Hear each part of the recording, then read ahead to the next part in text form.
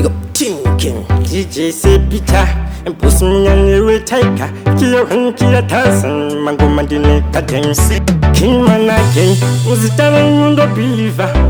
Nyasha telling you the receiver. Ishe kana mauya, moya, Jimmuno Jiva. African produce. Panonti Pakama, Simbamunaro. Panonti Panemakata, Simbamunaro. Mukandi wanando shanda, mukandi wanando famba. Bavengi wawandara kudondi pondanu watiwa, bane kudoni. Nurati takugona, kamuno tipa kuyarama. Anoda kutitati sakufema, mama rati takurema. Arumunu nanganisa, papi pamungazi munukanganisa. Atimoni munutananisa, ayo munutadisa. Panonti pakama, simbamunaro. Panonti panemakata, simbamunaro.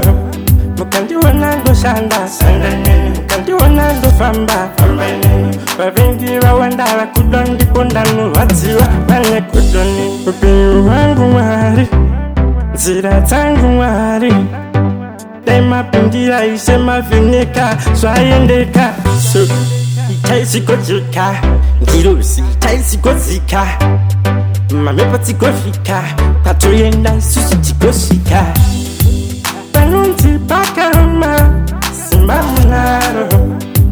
Panonti panemakata, simbamunaro. Mukandi wanando shanda, mukandi wanando famba. Bavengi wawandara kudondi pondanu watiwa, bane kudoni. Nurati takugona, kamuno tipa kuyarama. Anoda kutitati sakufema, mama rati takurema. Arumunu nanganisa, papi pamungazi munukanganisa. Atimoni munutananisa, ayo munutadisa.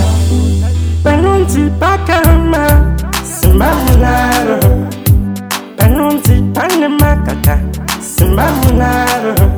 Mukandi wanando shanda, mukandi wanando famba. Bavengi wawandara kudondi pondanu watiwa, bane kudoni. Say tag exclusive. Simbamunaro, African producer.